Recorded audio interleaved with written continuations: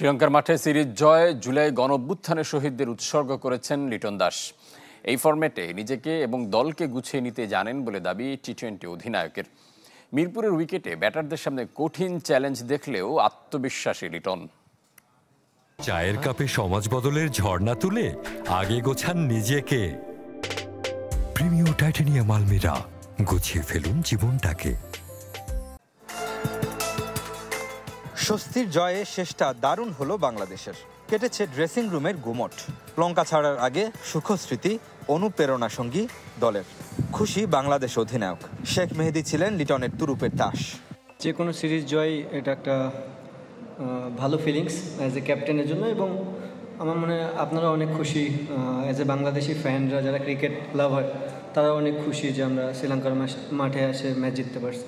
যখনই আমি জানি যে আমার এখানে টি-20 একটা ম্যাচ আছে লাস্ট গেম, আমার তখন থেকে আগে থেকে প্ল্যান ছিল যে এই মাঠে কেউ খেলুক আর না খেলুক, শেখ মেহেদী খেলবে।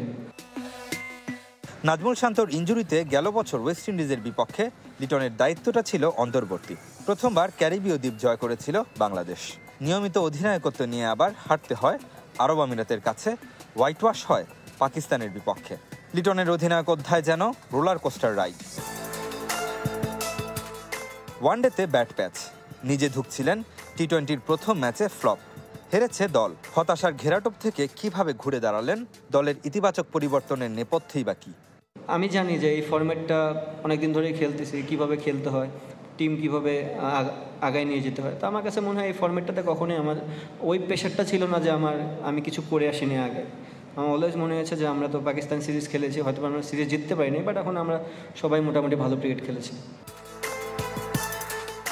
কলম্বো থেকে মিরপুর, উইকেটের ফারাক আকাশ পাতাল, জানা লিটন দাসের। তাই পাকিস্তানের বিপক্ষে সিরিজে ব্যাটারদের চ্যালেঞ্জ নেয়ার আগাম আহ্বান। পাকিস্তান সিরিজ মিরপুরে খুব একটা ইজি হবে না, কারণ পাকিস্তান দল অনেক ভালো, তাদের ভ্যারাইটিস আছে, এবং সবচেয়ে বড় প্লাস পয়েন্ট হচ্ছে পাকিস্তান টিমের ম্যাক্সিমাম প্লেয়ারই আমাদের বিপিএল খেলে, সো তারা সেই কন্ডিশন সম্বন্ধে জানে। বৃহস্পতিবার ঢাকায় পা রেখে শনিবার থেকেই হোম অফ ক্রিকেটে অনুশীলন শুরু হবে টাইগারদের। যেহেতু 16 জুলাই শহীদদের উদ্দেশ্যে এই সিরিজটা আমরা ডেডিকেট করতে চাই।